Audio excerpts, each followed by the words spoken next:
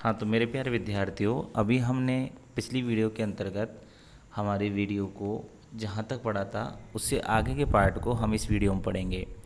तो सुनिए बेटाओ, हमने देखा कि यहाँ तो घर की केवल मूंछ ही मूछें थी, अर्थात मेरे पास गृह से लगाने के लिए कुछ भी नहीं था। लेखक यहाँ पर जो यह मूछी ही मूछी की बात कर रहा है, यहाँ पर क्या कहना चाहता है कि मेरे पास गृह को लगाने के लिए अर्थात घर से अपने द्वारा लगाने के लिए कुछ भी नहीं था।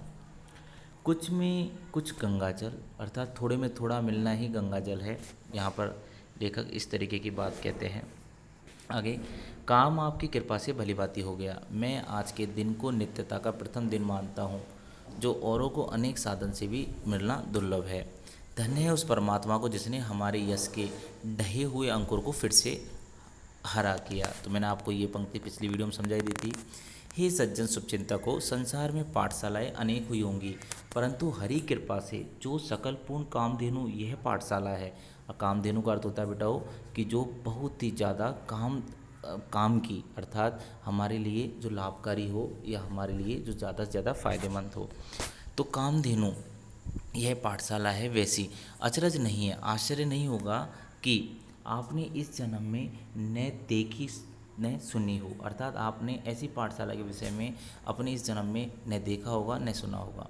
होनहार बलवान है, नहीं तो कली काल में ऐसी पाठशाला का बनाना कठिन था। देखिए, यह हम लोगों के भाग्य का उदय है कि ये महामुनि मुग्धमणि शास्त्री बिना प्रयास हाथ लग गए, जिनको सतयुग के आदि में इंद्र अपनी पाठशाला के निमित्त समुद्र और वन जंगलों में खोजता फिरा। अर्थात यहाँ पर मुग्धमणि शास्त्री की बात की जा रही है। एक अध्यापक जिनका नाम मुग्धमणि शास्त्री रहा है, उनके पाठशाला में जो नियुक्ति है वह बड़े ही सौभाग्यशाली पाठशालाओं के अंतर्गत प्राप्ति होती है। वो इस तरीके से कुछ अपनी बात को कहना चाहते हैं। आगे सुनो बेटाओ, यह हम लोगों के भाग्य का उदय है कि ये महामुनि मुग्धमणि शास्त्री बिना प्रयास किए हमारे हाथ लग गए, जिनको सतयुग के आदि में इंद्र अपनी पाठशाला के निमित्त समुद्र और वन जंगलों में खोजते फिरे। अर्थात इंद्र ने भी इन्हें खोजा था।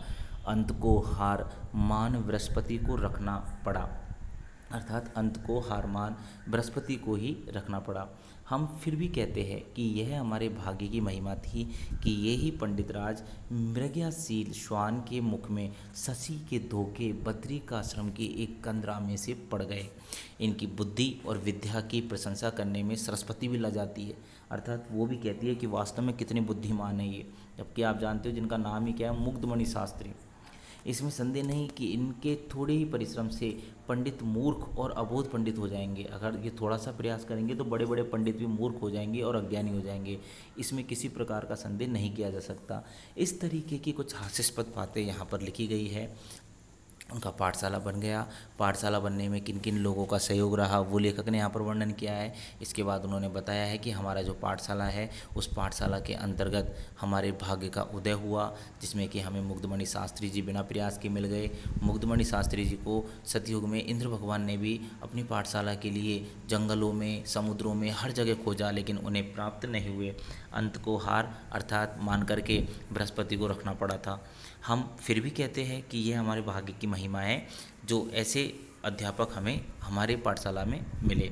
और इस तरीके से लेखक ने यहाँ पर अपने एक अध्यापक की बात को प्रारंभ कर दिया है। इसी तरीके से जिन जिन अध्यापकों की बात कही जाएगी उन्हें आप ध्यान से सुनेंगे और लिखते चलेंगे। ऐसे हमारा पाठ अंत की ओर जाएगा। बस आप लोग धैर्य के साथ पढ़ें, समझें। जहाँ समझ नहीं आए आप वहाँ पूछ सकते हैं, लेकिन आप लाइन टू लाइन अपने प्रश्नों से जुड़े रहे। तो आज के लिए इतना ही बेटाओ, धन्यवाद।